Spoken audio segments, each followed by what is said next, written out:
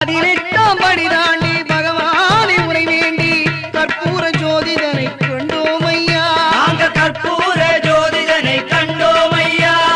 மகர ஜோதியை கண்டு மனமான சரணம் போட்டு மகர ஜோதியை கண்டு மனமான சரணம் போட்டு மணிகண்டா உன் பெருமை அறிந்தோம் ஐயா. நாங்க மணிகண்டா உன் பெருமை அறிந்தோம் ஐயா. சாமியே சரணம் ஐயப்பா சரணம் சுவாமியே சரணம் சரணம் ஐயா. சுவாமியே சரணம் ஐயப்பா சரணம் சுவாமியே சரணம் சரணம் ஐயா. சுவாமியே சரணம் ஐயப்பா சரணம் சுவாமியே சரணம் ஐயப்பா சரணம்